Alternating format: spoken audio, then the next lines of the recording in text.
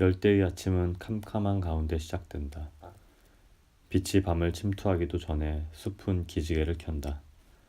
단 하루도 안전이 보장되지 않는 밀림의 밤을 무사히 보낸 생명들이 잠에서 깨어난다.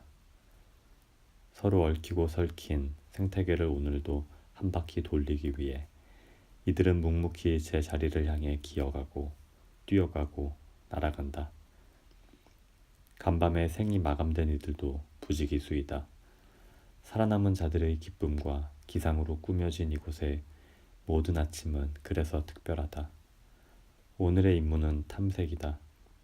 첫 번째 과제는 무척이나 단순하다. 여기에 긴팔 원숭이가 대체 있기나 한 건지 제일 먼저 알아내야 한다. 이것만 해도 상당히 어려운 일이다. 손쉬운 검색에 익숙한 현대인은 정보를 당연시 아니 우습게 여긴다. 정보의 질과 관련성을 감별하는 데 약간의 노력을 기울일 뿐 애초에 그 정보가 어디에서 어떻게 만들어지는지 보통 잘 알지 못한다. 특히 자연에 대해 보고하기란 더욱 난해하다. 직접 현장에 나가 제멋대로 생긴 자연에 인간의 질서를 부여하는 일은 실로 만만한 일이 아니다. 이곳에 동물이 X마리가 있다. 라는 단순한 문장 하나를 쓰기 위해 필요한 노력은 때로는 상상을 초월한다. 어느덧 완전히 환해진 마당에 나는 탐색에 필요한 장비를 펼쳐놓고 점검에 들어간다. 진흙탕인 밀림 속을 걷는데 필수적인 장화는 뱀으로부터 다리를 보호해주는 중요한 기능도 있다.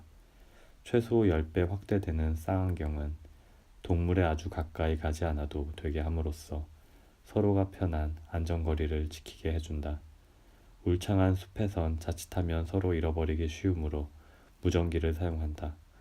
탁 트인 곳에서 3에서 4km 이상 닿는 성능의 무전기도 숲풀이 우거진 이곳에선 기껏해야 1km가 한계이다. 달려드는 벌레를 아주 약간 막아줄 모자, 길잡이 나침반과 GPS 기기, 길 표시용 나무 테이프, 비 맞아도 젖지 않는 특수 코팅 공책도 준비되었다. 마지막으로 정글용 칼을 칼집에서 꺼내보았다. 검은 날이 비장하게 번뜩인다. 밀림을 헤쳐 길을 내는 데 쓰는 물건이다.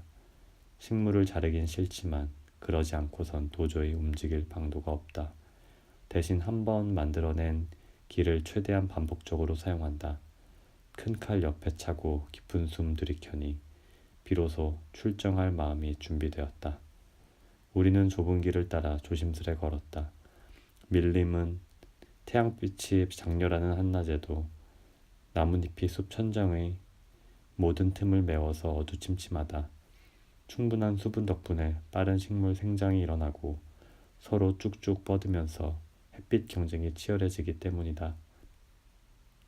나무 꼭대기가 서로 맞닿아 만들어진 이 녹색 융단의 최상위층을 수관부라 부른다. 높이가 30m 이상, 때로는 50m에 육박하는 수관부 어딘가에 숨어있는 동물을 찾아내기 위해 우리는 온 신경을 집중시킨다. 계속 위만을 올려다봐야 하기에 목표가 아주 죽을 맛이다. 가만히 앉아있는 상태의 동물을 알아볼 수 있다면 진정한 프로이고 보통은 움직임을 포착하려고 한다. 제일 중요한 것은 바람에 의한 움직임과 동물에 의한 움직임을 분간하는 노하우. 아주 미묘한 차이지만 흔들림이 전체적인 흐름을 거스리지 않는 식물성인지 아니면 뭔가 이질적인 동물성인지 경험이 쌓이면 알 수 있다.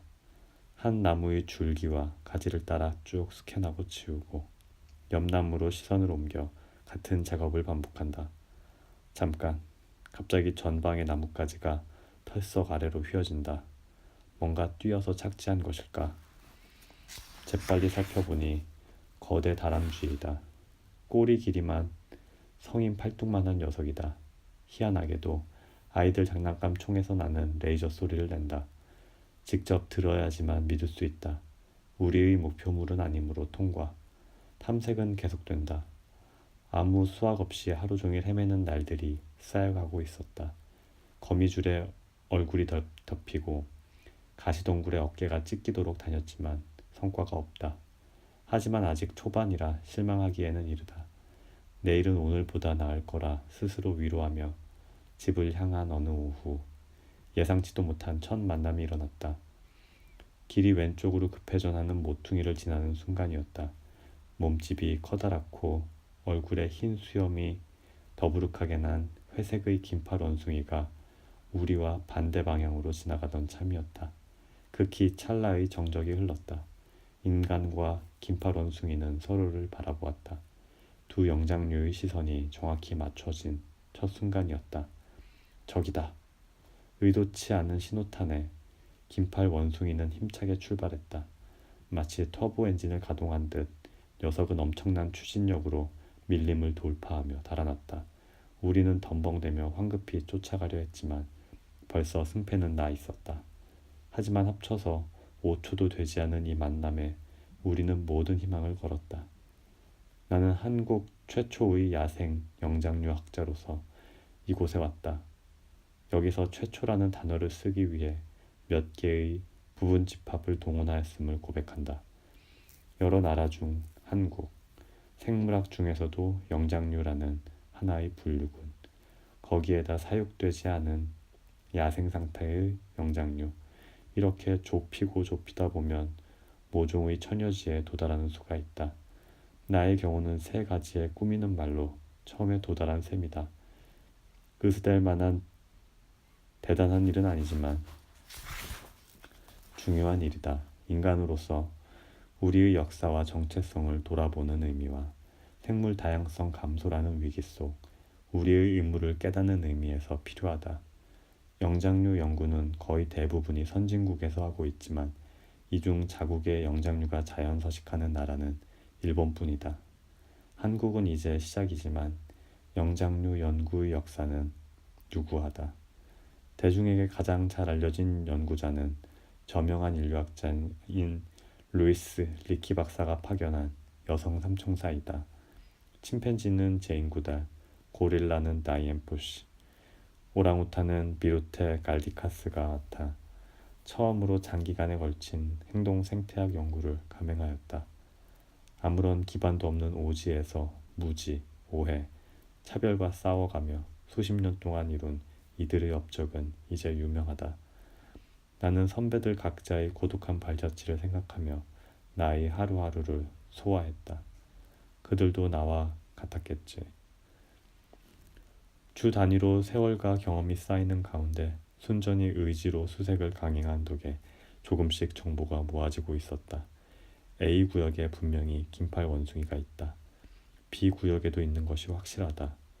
그런데 이들은 과연 같은 개체인가 다른 개체인가? 한마디로 얘가 개인가? 이런 기초 명제부터 확립해야 했다. 제대로 얼굴을 봐도 개체 식별이 안 될 판에 도망가기에 바쁜 애들을 두고 누가 누구인지 어떻게 안단 말인가. 하지만 인간도 감각을 가진 동물이라는 점을 명심하라. 숲에서 보내는 시간이 늘수록 원숭이 얼굴마저 구별하는 눈이 생긴다. 그들이 자주 다니는 통로도 차츰 알게 된다. 특히 저들끼리 즐겨 다투는 곳은 영역의 경계를 그대로 보여주는 확실한 단서이다. 연구를 시작한 지 약 2달 만에 우리는 긴팔 원숭이 집단 3개의 존재에 대해 확신할 수 있었다. 이곳에 세 그룹이 있다. 나는 아무도 듣는 이 없는 들판으로 달려나가 외쳤다. 그런데 문제는 지금부터였다. 이제 드디어 익숙화를 시작할 때였기 때문이다. 긴팔 원숭이가 우리로부터 도망가지 않도록 훈련시키는 가장 어려운 단계에 도달한 것이었다. 이 점에서 영장류는 매우 특이하다. 동물이란 대개 모습을 드러내기 꺼려하기 때문에 몰래 관찰하거나 흔적 등의 2차적 정보에 의존해야 한다. 영장류도 달아나는 건 여느 동물과 매 한 가지이지만 어떻게든 놓치지 않고 쫓아가는 데 성공하면, 그리고 그들과의 경주 시합을 여러 번 치르면 어느 순간부터 이들은 포기한다. 어떤 시점부터 인간의 존재에 더 이상 신경을 쓰지 않는 이 특징은 지겨워하는 능력 덕분이다. 지겨움은 호기심의 반대급부이다. 일상이 지루하지 않다면 굳이 새로운 것을 찾을 필요도 없다. 매주 장난감을 바꿔주어도 만족할 줄 모르는 침팬지 사육사의 고초를 들어보았는가? 영장류는 그 어떤 동물보다 호기심이 많고 그것이 충족되고 나면 완전하게 흥미를 잃는다. 소스라치게 인간을 무서워하던 동물이 어느새 그 공포의 대상을 극복하는 것을 넘어서 무시하기에 이른다. 익숙해지는 것이다.